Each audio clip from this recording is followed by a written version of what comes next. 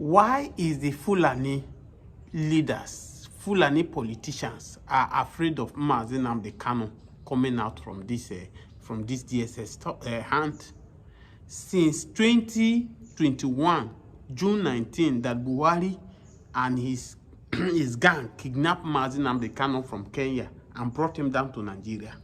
No any Fulani governor, no any Fulani leaders, both in tradition and all that, speak about Nnamdi Kanu release. But in the other side, they are kicking against Nnamdi Kanu, that releasing Nnamdi Kanu will cause disunity among us. But here we are, the Fulani bandits are everywhere in Nigeria destroying. I will be glad to see Sultan of Sokoto say, oh, enough is enough. By now, Nnamdi Kanu should be released. Why have they not saying anything concerning Nnamdi Kanu release, despite the young man need his head to be treated?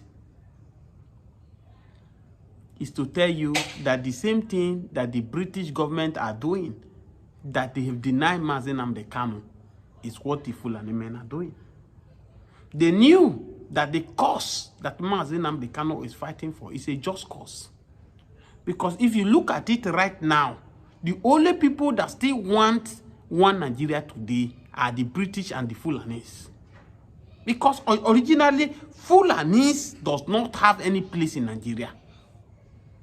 What we have in Nigeria is Yoruba, Hausa, and the Yoruba, Hausa, and Igbo. But today, Fulani have come to the space. Even as I speak to you, Fulani people have taken over the space of Hausa. Nobody's talking about Hausa again. It's all about Fulani. The Yoruba prominent leaders, we hear from them where they talk about releasing Nnamdi Kanu. The middle belt people have speak about releasing Nnamdi Kanu.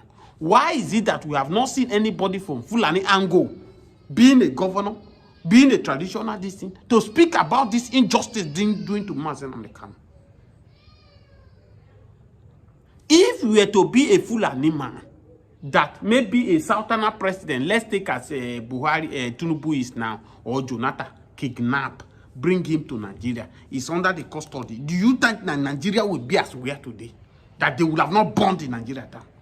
We are hearing now, seeing a video where a terrorist now, one of their major terrorists in the north, is threatening that if Nigeria government come hard down on their people, they will shut the country down.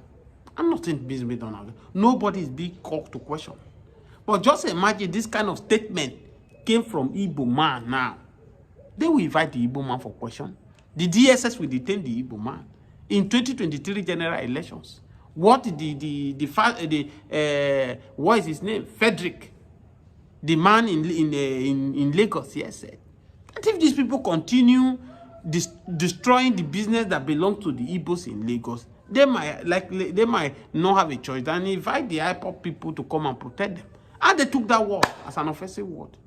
Till the man was detained over a year, about 2 years before they finally conclude the judgment. At the end of it all, the charges the Lagos state government levy against the man, 9 charges after the election, they did not follow up. No substantial document to back it up. At the end of the day, after 1 year, the case was trashed out from the courts.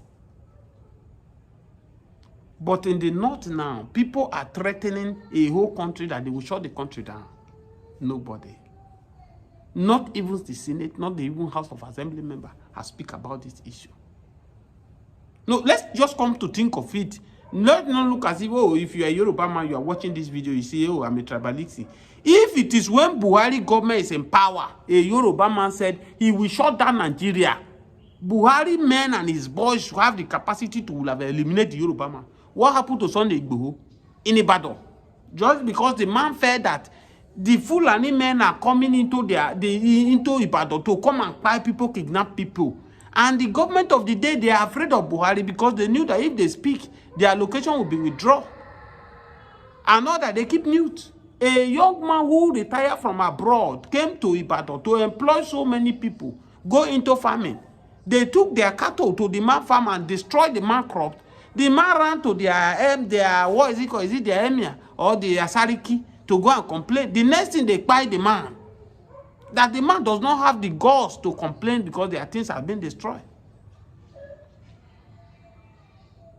They buy the man.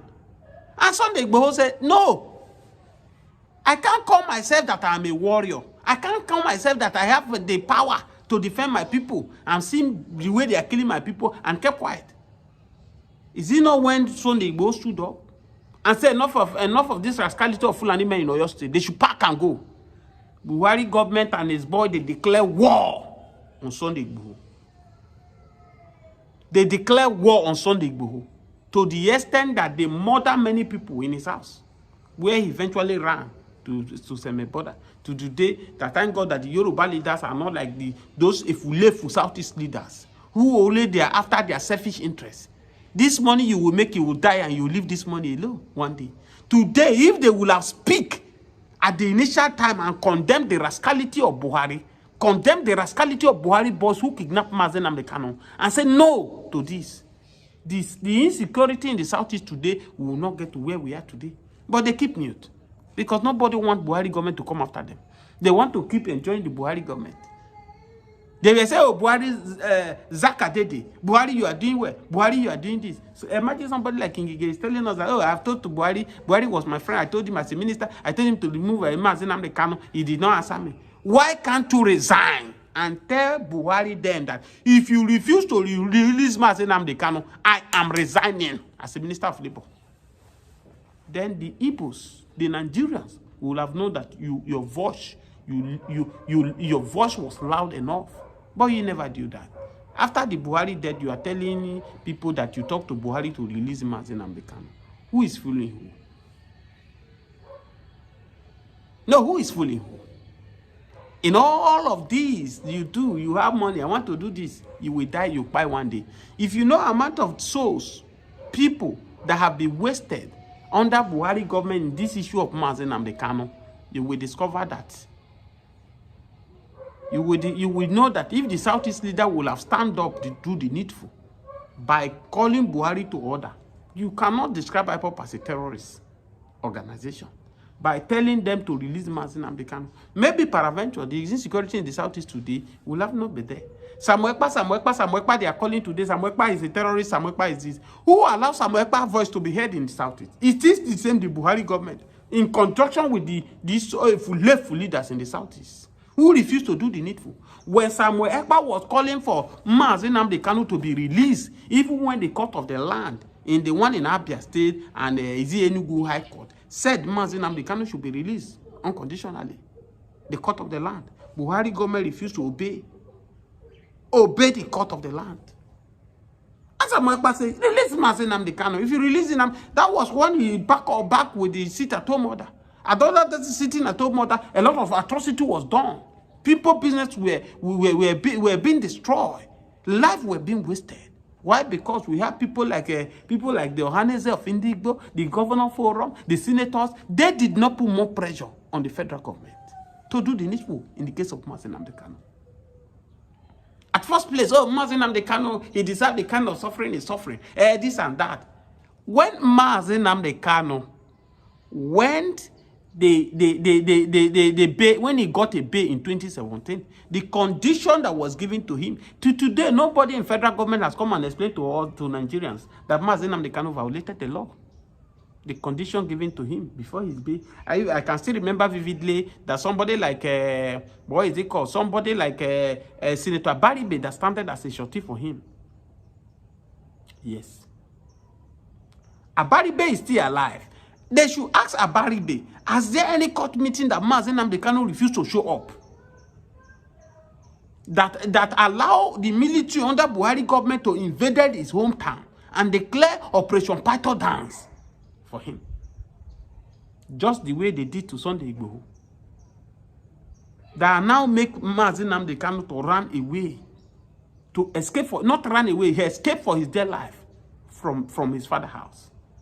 In the course of this thing, because of people that were being murdered then in that scene, it was a shocking to his father and his mother. Today, they are no more alive. What is the sin of this man? That he said, my people have been marginalized. My people have been shortchanged. My people have been deleted out of Nigeria. When you go back, No wonder the Buhari government orchestrated by removing history from our education curriculums, so that the upcoming one, we don't know the history about the country. Which country, reasonable country in the world, that remove history out of their educations? How the unborn children, how will they know what is going on? Now ask yourself, if a reasonable government under Buhari government, oh, Nnamdi Kanu, you have been agitating since 2012. You are going with flag, going with this thing. What is you want? What is this? You do the needful. Today, there is peace in Niger Delta was because of late Yar'Adua. If any of you come now, oh, why do we hate Buhari? Why do we hate Fulani herdsmen? Yar'Adua was also from the same region with him. Did anybody hate Yar'Adua? Because Yar'Adua do the needful. I will allow you people to watch this video of this Fulani man, what he have said about Fulani people in Nigeria. Fulani are not the only tribe. Why is it that the Fulani here, Fulani here? Why all the time? Fulani, Fulani, why?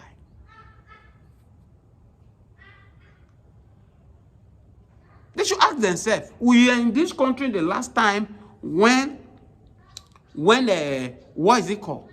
We're in this country the last time when 16 of them were by in Urumi. You can see the shaking. You can see at this thing, the governor was running up and down like a baby, going to the north to kneeling down before their people. Oh, well, you have killing the 17 hunters of our people in Edo State, this and that, blah blah blah. What these people have committed, the same people are using the gun to kidnap people in Edo State. A whole state government motto, kidnap the people, full boss, and took it to the bush, collect ransom from there. They did not criticize it. They did not talk about it. And these are the reasons, most of you, if you join me fresh on this, my channel, you discover I keep on hitting on one Nigeria is killing Nigeria, one Nigeria is consuming Nigeria. One Nigeria is problematic to us. It's because of this attitude. Because originally we are not made to be. Somebody like Fred, Lugard, and Flora, in a shenanigan manner, they join us together in order to keep surviving the British. Yes, that is the only thing they did. Why they do it? We are not meant to be.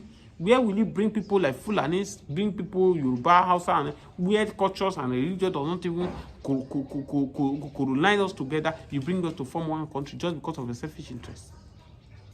And the worst part of it, you hand over the government, you hand over power to these Fulani men, which originally most of them are not Nigerians. They came from Africa countries. And that's why you see all throughout Buhari regime, he keep on investing in where? In Niger. Because his ancestral home is from Niger. Go and check the research. The Fulanis race, the history of Fulani, they move from one bushes to another. They don't have a permanent place. And that's why you can see it is very easy to mobilize them. You can now hear now what happened in 2015. How they've been mobilized, over 3 million of them, down to Nigeria. Just because of 2015, they believed that they must grab the power by all means. And when there was not what they think it will happen, did not happen, Jonathan considered by calling Buhari before the INEC result. They did not have anything to do, rather than to spread all over South, everywhere in Nigeria, the bushes, and start kidnapping business. And the kidnapping business have been recruitive to them. People cannot travel to their villages as I speak to you. As I speak to you, watch this video, as I do the video now, there are many people under the captivity right now that have paid through their nose. Some that don't have money to pay have been paid in one way or the other. We must tell ourselves the truth. If you say one Nigeria, what are we doing as one Nigeria to make the Nigeria a better place? Are you telling me, oh, in the name of one Nigeria, I cannot go to village to go and see my people? One Nigeria, you cannot enter into a motor to say, oh, let me go and greet my people. The insecurity is everywhere. Nobody is addressing it. But instead of the government of the day to address this issue, they keep on, they are playing politics with people's life. The IG of police that you retain now as an IG of police now, what effect has it done in terms of insecurity in Nigeria? That you say, oh, this man is too good. Even if his time expired, let's try to extend it. No. But he kept it because of his political reasons. And you know any country that does what we are doing in Nigeria and they get better results, you cannot get a better result. You can never get a better result. You cannot.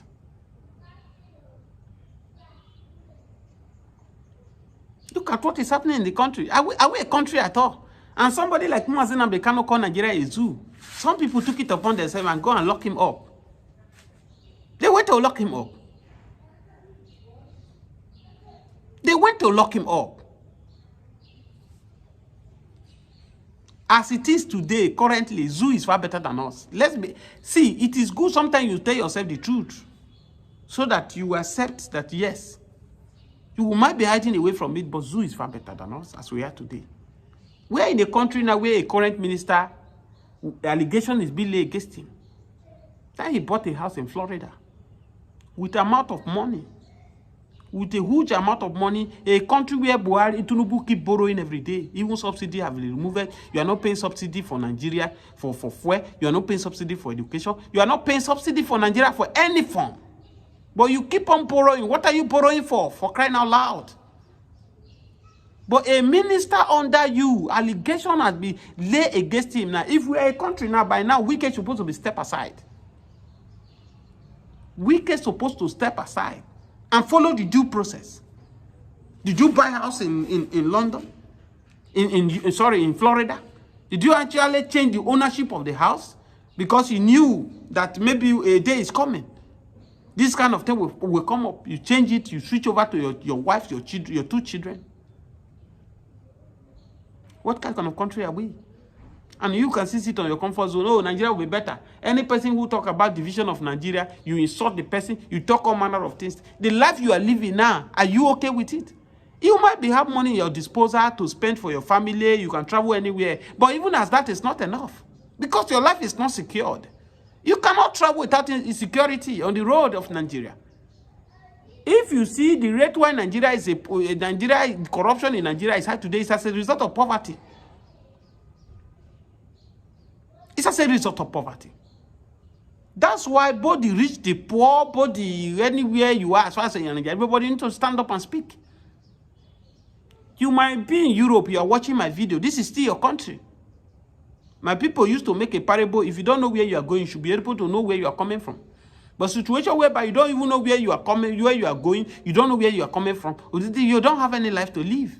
If anything happened to you in that country where you are living today, do you have a home where you call a home where you run to?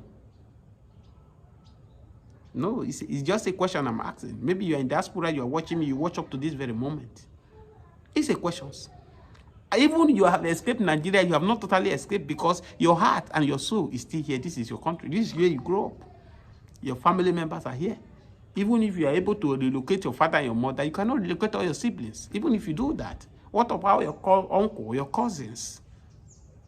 The rest of them, they are in Nigeria. In one way or the other, you will still be called upon. Something have happened in Nigeria. This is your country. We must be able to speak. And that's why we are saying that we can see, even if you want us to be one Nigeria without division, why can't we go for regional government? Where everybody will be in their own. Let the Southeast be on their own. Let the Southwest be in their own. Let the North be on their own. They know how to manage their differences over there. Then if it's not working, divide the country. Let everybody go on their own separate way. If it's not working, divide the country. Let everybody go on their own separate way.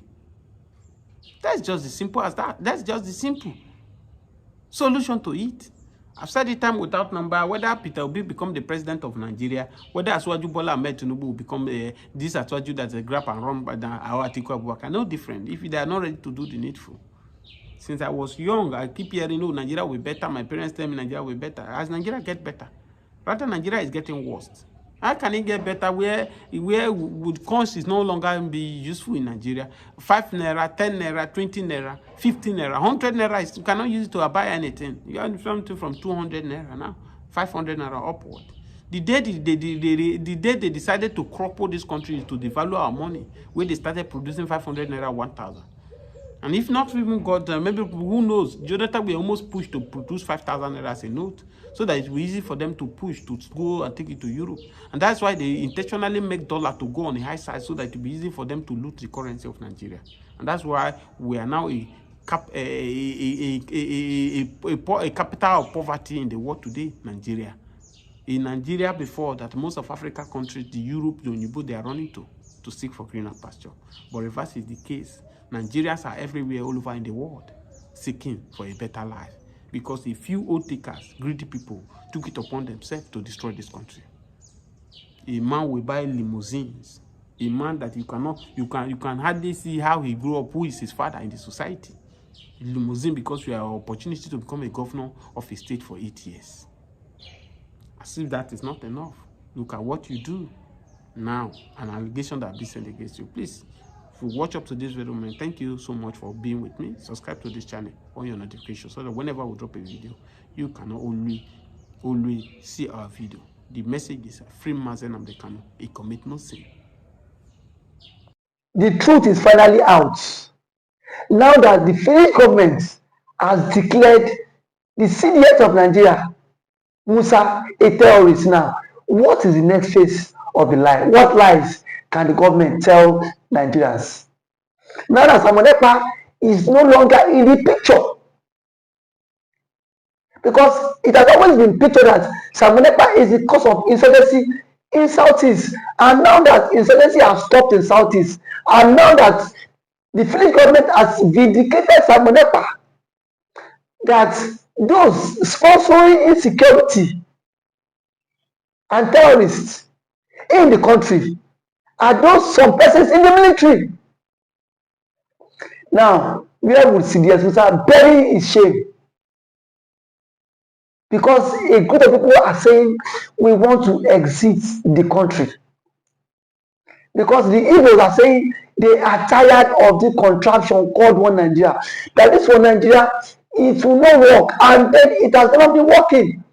It has been a country full of lies, propaganda, and shame. That has always been how it is from.